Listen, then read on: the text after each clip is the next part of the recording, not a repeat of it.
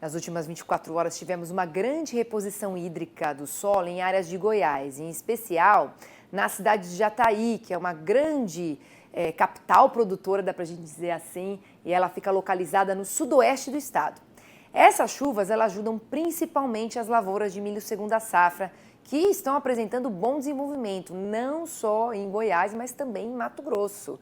E para saber mais sobre chuva e temperatura, para quem que a gente pergunta? Para ele, é o meteorologista da casa aqui, o Arthur Miller. Seja muito bem-vindo, Arthur. Conta pra gente o que mais está acontecendo aí nessas imagens de satélite. Obrigado, Priscila. Uma boa tarde para você que nos acompanha aqui no Mercado e Companhia, claro. Agora o assunto é meteorologia e vamos destacar principalmente que tem chuva volumosa vindo principalmente para a região sul do país. Nas imagens de satélite ainda percebemos que a zona de convergência intertropical leva nuvens carregadas para o norte e nordeste. Aquele sistema de baixa pressão que está aqui sobre a Argentina e o Paraguai ainda deixa o tempo bem estável na região centro-oeste, ou seja, chuva deve continuar aí na região até dia 15, 16, até se prolongando mais aí em Mato Grosso até para o dia 20, mas aí a chuva já corta no centro-oeste a partir aí do final da segunda quinzena de abril. Agora, olhando para o tempo no dia de hoje, veja, o tempo já não fica tão ensolarado assim em algumas partes lá do nordeste de Minas Gerais, norte do Paraná e parte sul de São Paulo, o tempo fica mais firme. Já na região sul, o período já começa a ficar mais chuvoso, tem avanço de frente fria, tem cavado e logo na sequência vamos ter aí um sistema de alta pressão atuando aqui no Atlântico Sul, ajudando a levar umidade, porque como ele gira no sentido anti-horário, são ventos que sopram do oceano em direção ao continente e isso traz umidade e, consequentemente, chuva, formação de nuvens. Agora, olhando para a temperatura máxima, ao menos aí nada de temperaturas na casa de 35 graus, praticamente fica 32, 33 graus em grande parte do país, com a temperatura um pouco mais amena na região sul, com 21 graus no Rio Grande do Sul e 27 graus no interior do Paraná.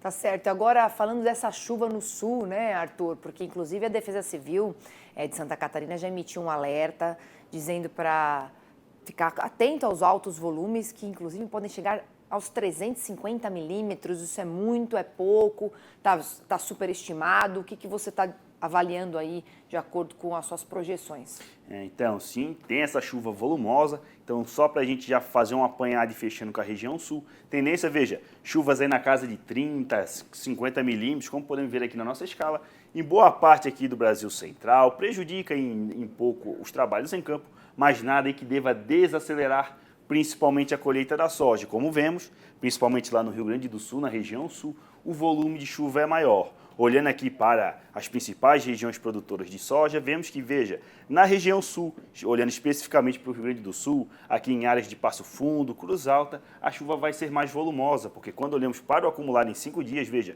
volumes aqui em tons de roxo, já rosa, veja, batendo na casa de 100, 125 milímetros, alguns pontos pode chegar a 150, e isso, claro, vai prejudicar o avanço da colheita da soja. Agora, olhando até especificamente aqui para o litoral de Santa Catarina, principalmente aqui para o litoral sul, é a principal região produtora de arroz. Então, vai haver aí não só esse alto volume de chuva vai prejudicar o avanço da colheita do cereal, como também fica aí a área sob risco de alagamentos e também deslizamentos, porque esse acumulado de chuva deve ocorrer aí a começar, aí na sexta e até domingo, segunda-feira. Então, é muita chuva num pouco período de tempo, isso, claro, sempre vai trazer problemas. Inclusive, olhando para Turvo, em Santa Catarina, e o principal município produtor, então já trovoadas a partir aí desta sexta-feira, máximas aí na casa de 23, 24 graus, e quando olhamos, veja, para o acumulado de chuva até o início da próxima semana, volumes aí na casa de 150, 160 milímetros, e aí o produtor só vai conseguir aí avançar com os trabalhos em campo lá a partir do dia 22. Tem um pouco de chuva no início de maio, mas muita atenção aqui para essa chuva, porque é muita água num curto período de tempo, inclusive até olhando aí para uma área produtora, lá na campanha gaúcha, uruguaiana também produz arroz, veja, chuvas também na casa de 100 milímetros, não tão volumoso como vai acontecer aí no litoral de Santa Catarina, mas são chuvas também que atrapalham o avanço da colheita do arroz, Priscila. E a gente viu bem claramente, né, Arthur, que é principalmente entre o Rio Grande do Sul e Santa Catarina pegando mais a faixa leste, que está o maior risco, né? Porque quando você observa os volumes previstos nos próximos 5 dias para o oeste catarinense, para a parte do Paraná, ainda não tem tanta chuva assim. E a gente tem aquela grande preocupação sempre, é justamente com a segunda safra de milho do Paraná e Mato Grosso do Sul, que são os estados que sofrem mais, tanto com a incursão de massas de ar de origem polar mais precoces, né? Tanto quanto essa irregularidade na distribuição das pancadas, porque o que a gente tem visto é muita chuva entre Mato Grosso e Goiás, mas não em Mato Grosso do Sul. Aí fica tudo meio irregular, não é verdade? Exatamente. Inclusive, até na semana que vem chega um pouco mais de chuva no estado do Paraná. É uma chuva que também já chega à tarde, porque o que acontece? Vai ter essa chuva volumosa na região sul, que até, né, popularmente, o pessoal lá chama de lestada, né? Que é esse alto volume de chuva num curto período de tempo, porque o que é uma lestada? São nuvens quentes, né? As pessoas até não sabem o que é uma nuvem quente. É uma nuvem que ela não tem um grande desenvolvimento vertical, então é só chuva, não tem trovoada, não tem vento, não tem nada. Então ela é uma máquina de bombear água mesmo. Então é uma situação bem específica que deve acontecer aí no final de semana e o pessoal lá sabe. Falou em lestada, é chuva volumosa, é risco de alagamentos e deslizamentos, então muita atenção aí para o litoral de Santa Catarina, Grande Florianópolis, principalmente o litoral sul, nos próximos dias. Inclusive, aquele friozinho que vai chegar na semana que vem, essa chuva que vai chegar no Paraná, é de um ciclone extratropical que cada vez mais os modelos estão botando ele para baixo, estava se formando próximo ao Rio Grande do Sul e ainda bem que já não vai se formar tão ali próximo, já desceu lá para o Uruguai na altura da Argentina, o sistema assim vai ser intenso, vai trazer chuvas na próxima semana que vão chegar no Paraná e também vai trazer um ar frio, mas por enquanto sem risco para geada. Ou seja, uma lestada é também um tipo de chuva como acumulonimbus, mas não tem tanta desenvolvimento vertical, pode não ter granizo, pode não ter ventania, mas água é o que não falta nessa lestada, o pessoal conhece bem, é isso, né? É isso aí, Priscila. Tá certo.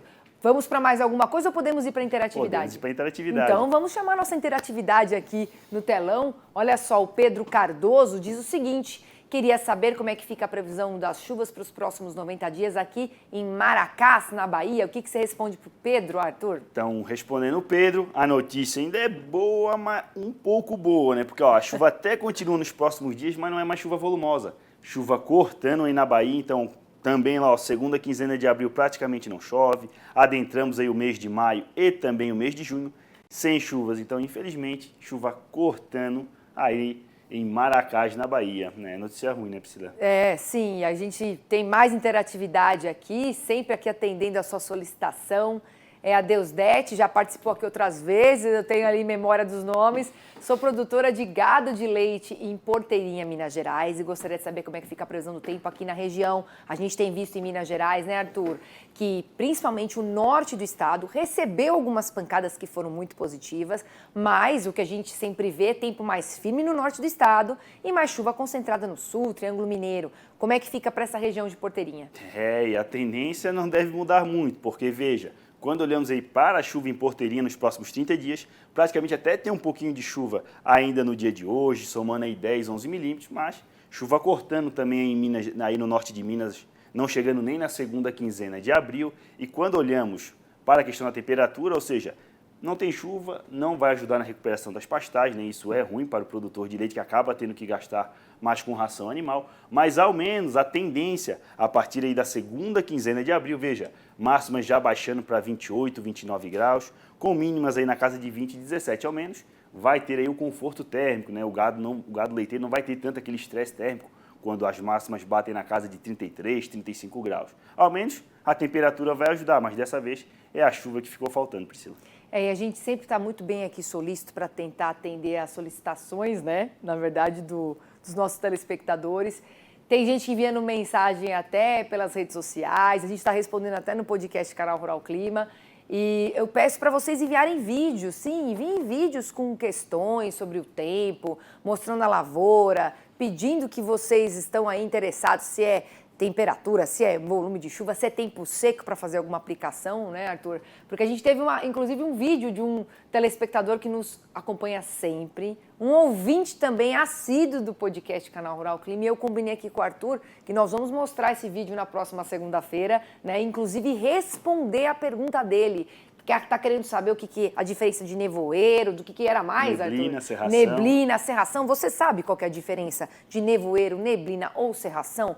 Pois então você aguarde, porque o Arthur Miller vai trazer essa explicação na segunda-feira para vocês. E se vocês quiserem também perguntar alguma coisa, manda pra gente aqui, que a gente responde, tá certo? E se puder, mandem vídeos também, apareçam aqui com a gente, o espaço é de vocês. Obrigada, viu, Arthur? Obrigado, Priscila. Uma boa tarde para você que nos acompanha.